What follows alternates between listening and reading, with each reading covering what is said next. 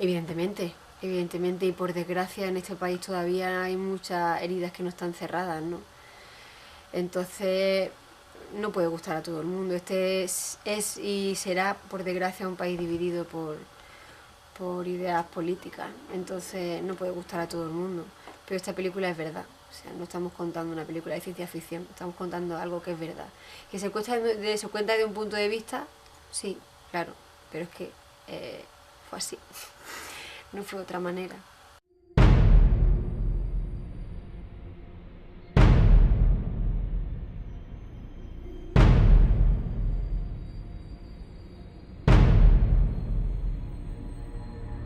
Ay, mi niña morenita, no te asustes con mi pena, que las lágrimas que corren riegan a la hierba buena. Duerme, mi niña, duerme,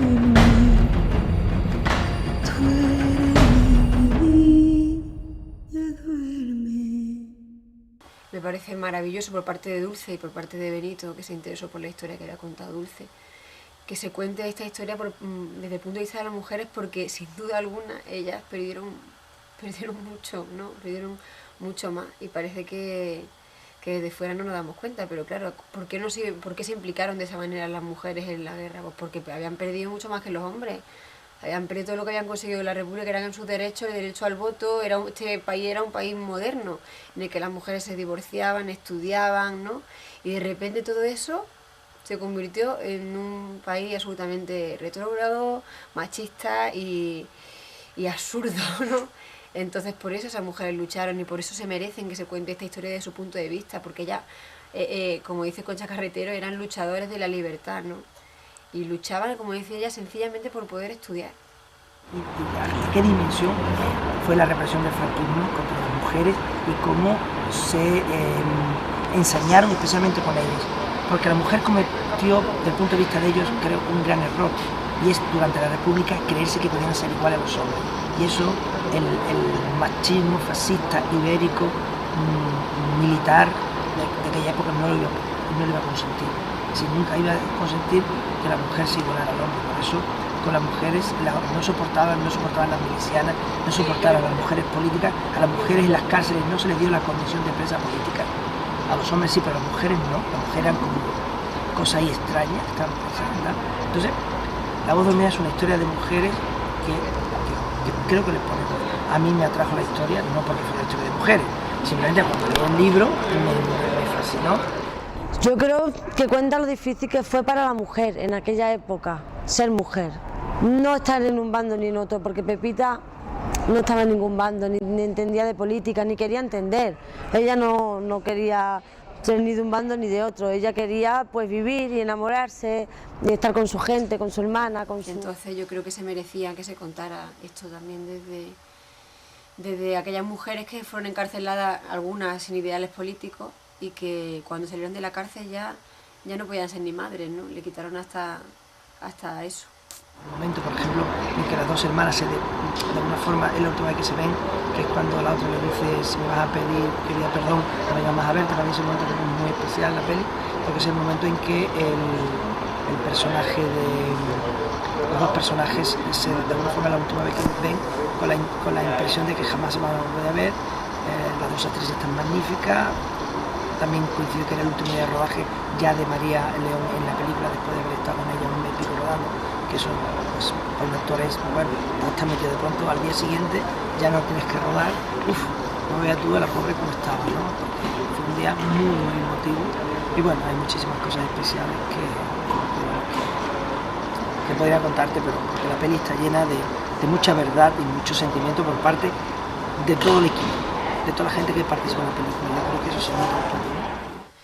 Y yo creo que hay algún momento en esta película en el que también hay como una unión, ¿no? Hay una escena que a mí me parece maravillosa, que es la escena que tiene Hortensia en la capilla con el personaje de Mercedes, Ana Barner, y ahí entiendes a las dos mujeres, ¿no? Entiendes que las dos han perdido mucho y ves en los ojos de cada una cómo cómo cada una entiende a la otra, ¿no? Lo que pasa es que lo de la guerra fue muy duro, pero es que la posguerra fue el ensañamiento con el perdedor, y ahí es que no hay tu tía. O sea, es lo que es, y es claro y conciso y rotundo, y esta película es así, clara, concisa y rotunda. Me hubiese gustado haber hablado con ella, que me hubiese contado más cosas, porque ella vivió un proceso largo con esta novela de investigación y tal. Me hubiese ayudado mucho, me hubiese facilitado mucho el trabajo, pero por otro lado yo me quedé siempre con la sensación de que Dulce de alguna manera u otra me estaba acompañando, que la película para mí era como una especie de homenaje a ella, homenaje a la mujer, pero también como una misión que tenía que cumplir. Tenía que hacer esta película por Dulce y por las mujeres que habían vivido aquella época y que habían sufrido toda la represión del franquismo. Entonces de alguna manera yo siento que ella está un poco conmigo, y que bueno, ahí está, ¿no? La familia que ha visto la novela, sus hermanas, sus hijas, me decían, una de las cosas más bonitas que me han dicho es que cuando ellos estaban viendo la película sentía que Dulce estaba allí con ellos. Eso, maravilloso. Cuando tienes un buen guión, lo siguiente es tener un buen reparto. Sí, cuando digo un buen reparto no me digo tener buenos actores, ni actores mediáticos, ¿no? Cuando digo un buen reparto, para mí un reparto es reparto adecuado, es decir, encontrar los actores que son los más adecuados para cada personaje. Me da igual si el actor es famoso o no famoso, no es mi vaina. Es decir, sé que es importante para las películas, para las promociones, para venderlas, pero a mí lo que más me importa son que esos actores y actrices que van a interpretar sean lo más cercanos posible al personaje que yo. Pues el personaje de Hortensia, a diferencia del de Pepita, que Benito no quería que tuviese ningún tipo, o sea, Benito no quería que María supiese nada de política, porque Pepita no sabe nada de política, ¿no? Y entonces quería esa cosa inocente que tiene María y llena de luz, a diferencia de Hortensia, que tiene ideales políticos. Entonces, aunque no hay un discurso político en Hortensia en la película, sí lo hay por dentro, y eso, aunque no se cuente, tiene que estar en los ojos, ¿no?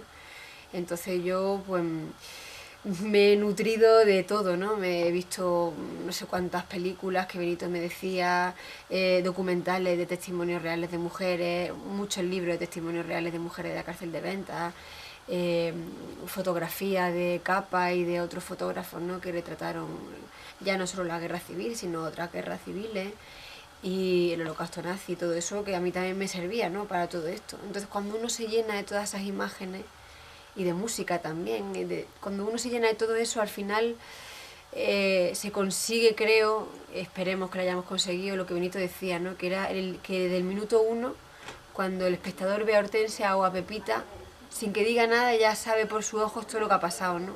Que tiene un bagaje y tiene la maleta llena de cosas, y eso se hace, pues eso, documentándote y viendo mucho y llenando tus recuerdos de cosas que no son tuyas, pero que te ayudan a luego hacer Hortensia.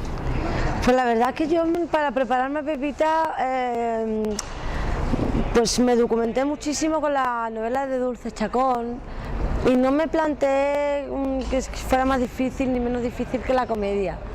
Me enamoré del minuto 1 de Pepita en cuanto yo leí la novela, y me impliqué muchísimo con su historia. Entonces la verdad que lo que hice fue ponerle alma y ponerle el corazón y la entrega que tiene ella. Y lo demás vino todo de la mano de Benito Zambrano, que tengo que decir que ha sido el culpable del trabajo de todos nosotros.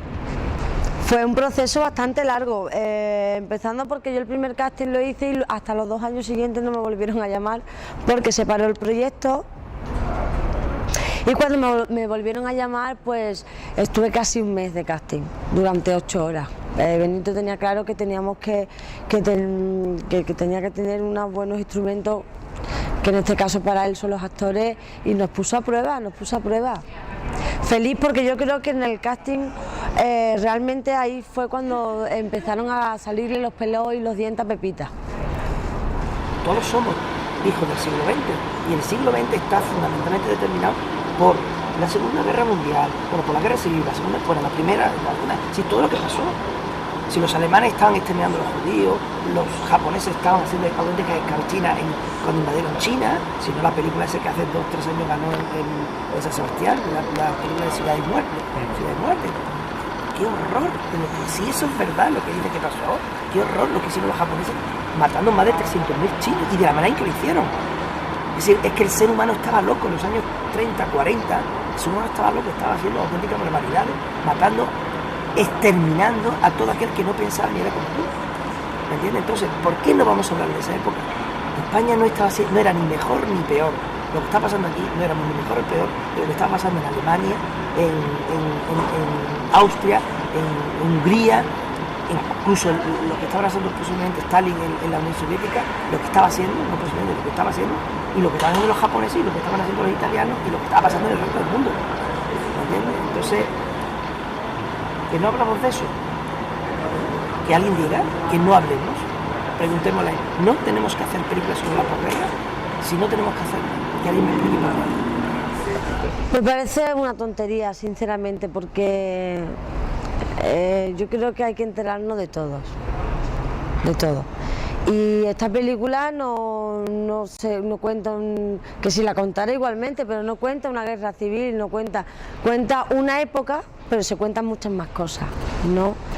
Quien no quiera verla o quien se moleste, pues peor, porque yo creo que hay que aprender de las cosas que han pasado, hay que aprender y hay que mejorar, y esta película pues cuenta una historia que yo creo que lo que tenemos todos, sobre todo la juventud de hoy en día, enterarnos de lo que pasó, de lo que sufrieron nuestros antepasados, nuestros abuelos, que no hace tanto, e intentar mejorar eso y que no vuelva a pasar, y que la represión y el silencio no sirve de nada. ¿Por qué no vamos a ver esta película? Hay que verlo y hay que dar una oportunidad. ¿Por qué tener miedo a qué? A nada. El miedo ya lo pasaron ellos. Ahora, que es una historia que te toca y que esa emoción es dura, sí, pero uno, ¿para qué va al cine? ¿Para que pases 2 horas y no te pase nada? ¿O para que te conmueva, o para que te interese, o para que te mueva constantemente? Yo quiero el cine que me mueve. Y como yo, el cine que me gusta, el que a mí me mueve, me conmueve y me modifica y me altera, pues es el cine que yo quiero hacer.